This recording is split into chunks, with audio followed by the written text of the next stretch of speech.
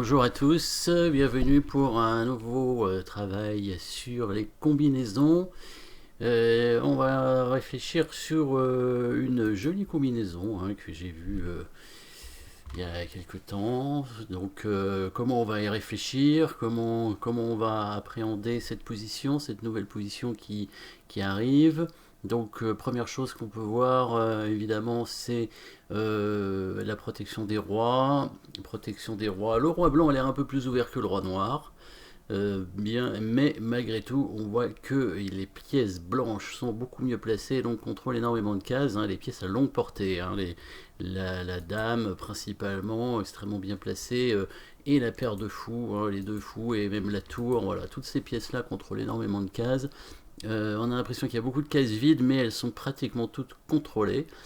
Et donc les pièces blanches sont nettement mieux placées que les pièces noires. Alors, protection des rois, donc le roi blanc un peu ouvert, mais il pourra se cacher assez facilement de toute façon au pire sur la case en H2 et éventuellement s'il y a un échec, le fou pourra couvrir de toute façon.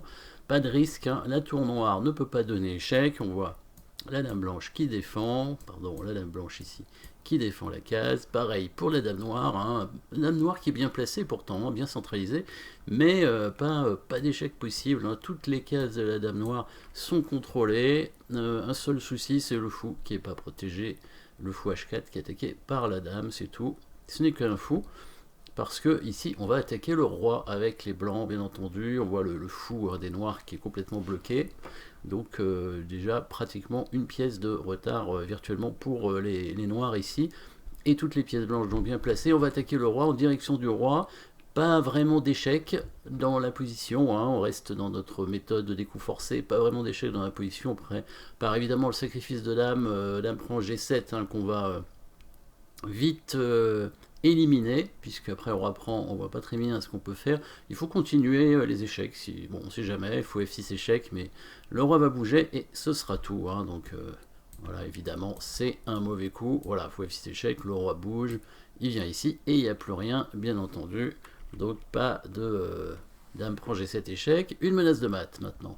Menace de mat, on pourrait essayer d'attaquer le pion justement qui est attaqué par la dame, donc le protéger avec la tour, en mettant la tour en G6.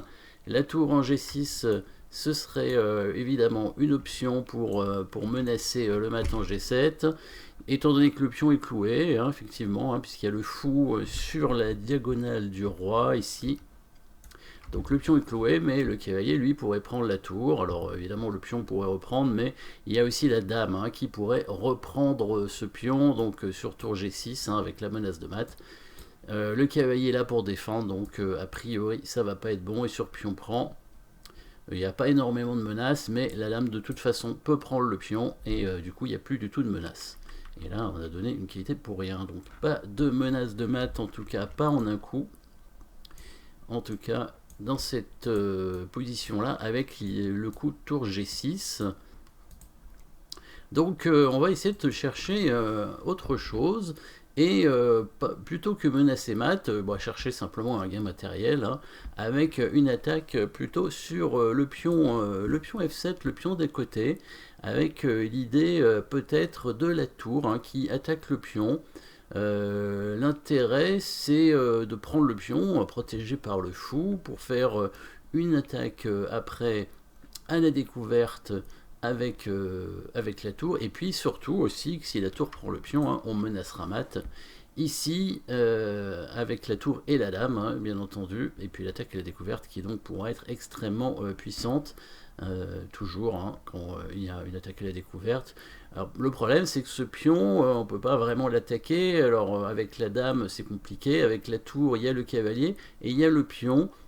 Il y a le pion, sauf qu'on remarque que si le pion prend la tour, on pourrait faire échec avec la dame en G3, ouverture sur le roi, puisque le pion prendra et donc le roi sera ouvert, et il n'y a pas moyen de couvrir l'échec, parce que si les cavaliers se met devant le roi, la dame pourrait prendre, étant donné que le pion est cloué. On s'en souvient que le pion est cloué par rapport à l'analyse de tout à l'heure. Donc ce coup intéressant, le coup tour F6, hein, avec l'idée de prendre le pion en F7, plutôt avec la tour qu'avec le fou d'ailleurs. Hein. Et si par exemple les noirs ne font rien, ou prennent le fou qui est en prise, hein, en H4, les blancs prendraient donc le pion en F7, menaceraient mat, et menaceraient surtout une attaque à la découverte. Hein. Si les noirs partent le mat en bougeant leur dame, on pourrait prendre le pion en G7 avec la tour, faire double échec, et certainement mater très rapidement, ou au moins gagner la dame.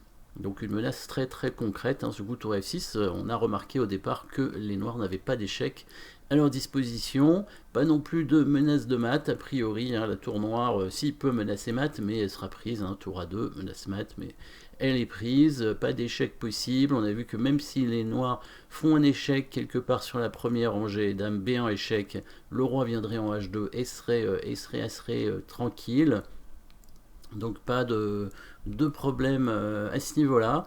Et donc si le pion prend la tour, on revient à ça, la dame fait échec en G3, le roi va être donc obligé de bouger, pas moyen de couvrir l'échec, il va essayer d'éviter que le fou noir ne donne échec, donc il va venir en H7, et à ce moment-là, on prendra le pion avec le fou en F6 pour menacer mat encore en G7, hein, donc on vise bien cette attaque de mat sur la case en G7.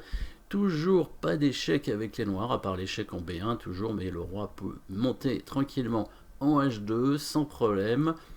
Et si le cavalier couvre, eh ben, on verra bien ce qui se passe. Le pion pourra prendre tout simplement le cavalier sur échec.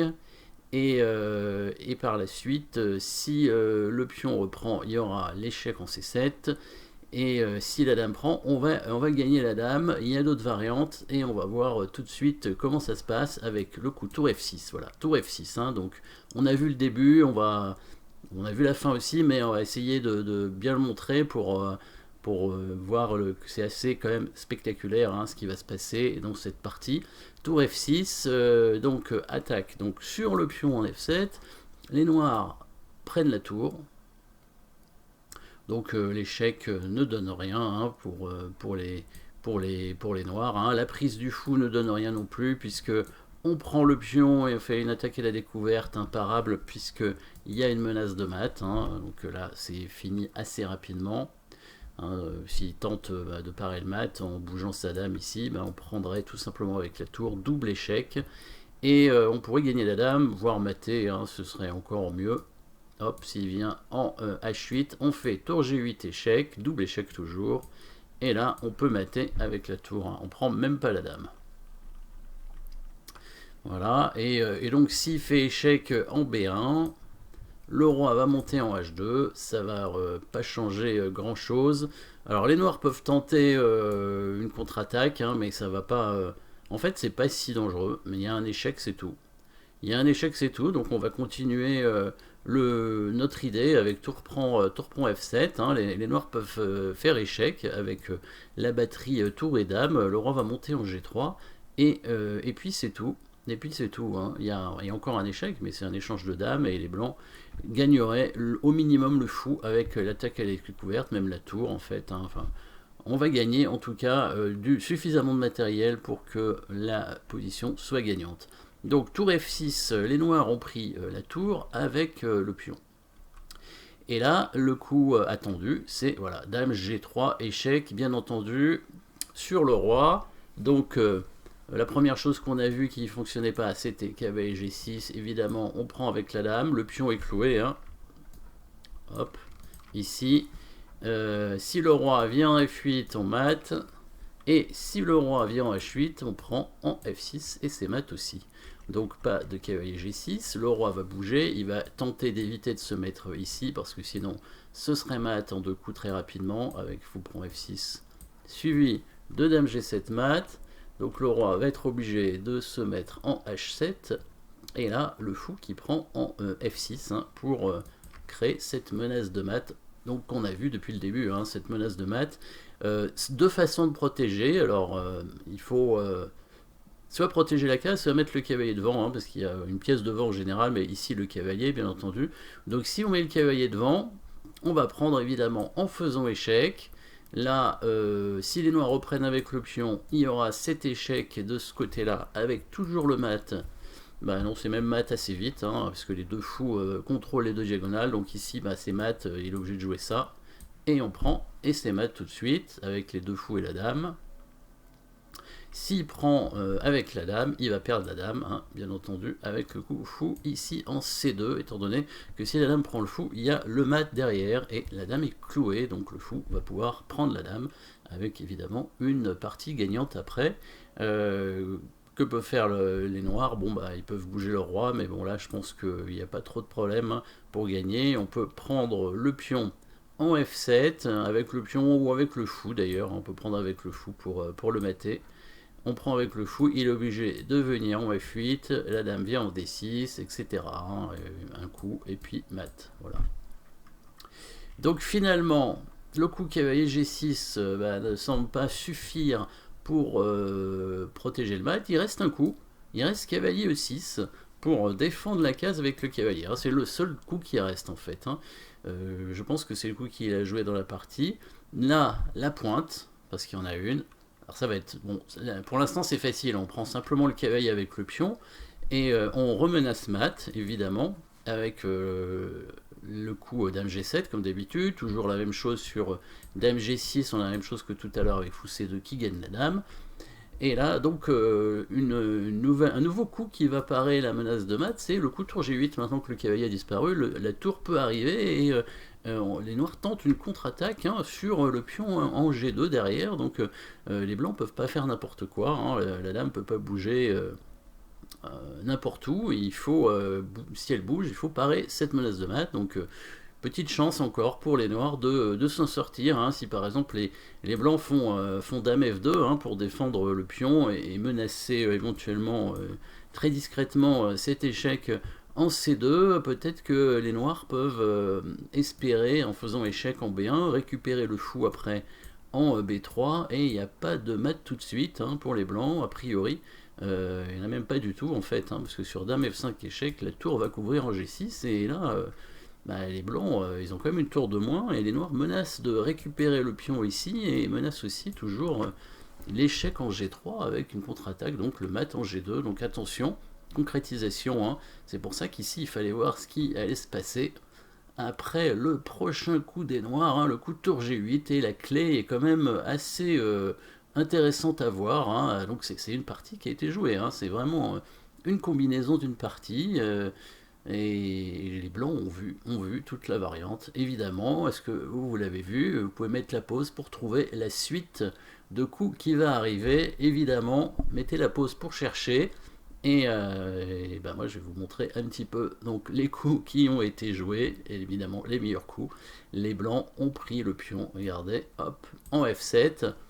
En donnant la dame, hein. Alors les blancs menacent mat, hein, en prenant la tour évidemment. Le mat est imparable si la tour ne bouge pas. Donc le seul coup qui reste pour les noirs finalement, c'est de prendre la dame, hein, tout en menaçant mat. Donc ici il se dit, oui mais s'il fait dame, il est mat, hein, donc qu'est-ce qu'il a prévu?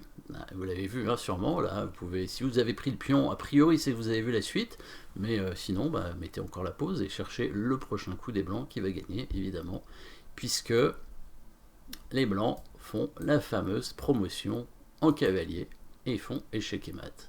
Voilà, magnifique petite combinaison finale de la part des blancs, avec plusieurs choses à voir, hein, assez spectaculaire. En tout cas, merci d'avoir suivi cette petite position de combinaison, et puis à très bientôt pour une prochaine position.